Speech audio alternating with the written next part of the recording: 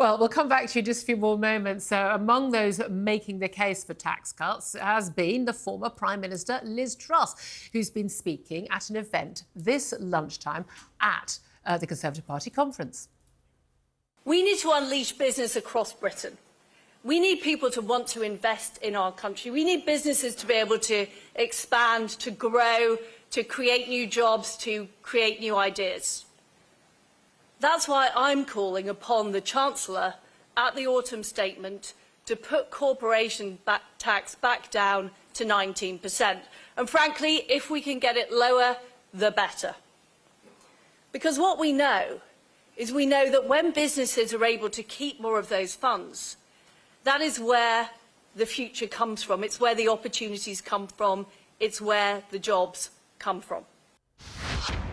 Well, TalkTV's international editor Isabel Oakeshott is also in Manchester and was listening to that speech at that Fringe event with Liz Truss, and she joins us now. Good afternoon to you, Isabel.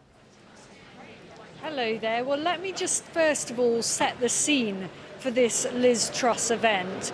A long queue that snaked back all the way through the Midland Hotel, which is the main hotel opposite the conference centre, for this event. Huge crowds, and the event, I mean, barely standing room only. The whole place was absolutely packed out, in stark contrast to the main auditorium, which is actually a smaller auditorium this year. The Tories have rejigged things, and still they're struggling to fill seats. Now, why did everybody gather to listen to Liz Truss, often labelled, you know, Britain's most disastrous ever Prime Minister? Because she tells the grassroots Tory members what they want to hear. This was, from start to finish, a long call, a clarion call for tax cuts, essentially, and for the kind of measures that she believes would lead to very much needed growth in our economy. House building, a reduction in regulation, less red tape. So many things in that speech that would appeal to grassroots voters. And I was left having this sort of very strange thought. Of course, unlikely, but is it possible that Tory Party members might one day actually re-elect Liz Truss as the party leader? It sounds incredible, it sounds ridiculous, but judging from the sentiment in that room, perhaps not quite as daft as it might seem. That would be absolutely extraordinary, Isabel. It is a year, to the day, well, to the day since the ripping up of effectively the budget, Kwasi Kwarteng going, whoops, the markets don't like it. We're going to have to backtrack on some of these measures. But, very soon afterwards, we saw him sacked and then Liz Truss resigning. 49 days in total that she was in number 10. As you say, some people still talk about her as coming back. I mean, it is highly unusual for a former Prime Minister to come to an event and basically say a year after she's left office and come here this week and say, yeah, I don't think that the guy who took over from me, who, by the way, I beat in the leadership election last summer, is doing a good job. I think he's on the wrong track. How much support does she actually have? Because she did win the party faithful last year. He didn't. He came second. So how much support has she actually got from the faithful?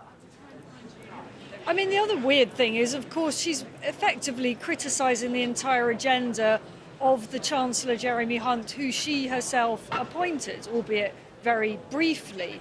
You ask how much support she has. I think actually, weirdly, a lot of support from the type of people that come to this conference. But then, let's put this in perspective. They are a very small sample of this country's voters. These are people who have actually generally spent a lot of money to come here to the Conservative Party gathering in Manchester. It's not a cheap thing to do. They are the kind of die-hard Tories, and they're not representative of ordinary voters. Of course they're not.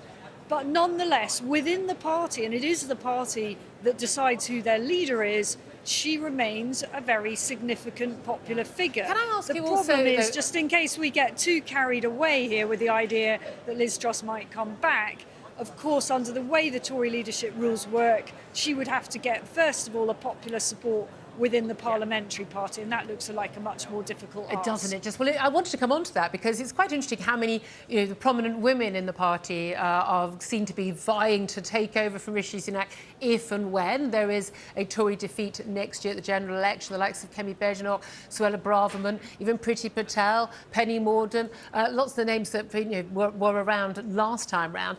They seem to be around again this time. If you had to put money on it, I hate being cruel, but I'm going to do it anyway. If you had to put money on it, will it be any of those 4, or indeed, if you added in Liz Truss, any of those 5 women who could be elected as leader next time round? If, again, and it is still a big if, whatever the polls say, there is a defeat and Rishi Sunak falls on his sword? Well, I think the sort of popular money would be on Kemi Badenoch, but without a doubt, Priti Patel fancies her chances, as does Suella Braverman. And part of the mischief here at this conference is the dynamic between these two huge figures, I suppose, of the Tory Party cabinet recently. You've got Priti Patel, the former Home Secretary, versus Suella Braverman, the current Home Secretary. No love lost between those two. Yesterday was all about them basically slagging each other off. And one very is enjoyable it was too. Very enjoyable it was too. We love a bit of mischief at Tory Party conference. So these are the female figures that have so far stolen the limelight. Kemi is perhaps yet to have her big moment. And then, of course, Penny Mordaunt, whose great sword-carrying credentials the whole nation was able to admire at the recent I've never been coronation. convinced that having grey hair, which she undoubtedly does, and carrying a sword very well, looking fabulous at the coronation, are quite the skills we need for the next Prime Minister. But there we are. Isabel, Oakeshott, huge thanks for joining us there from Party Conference.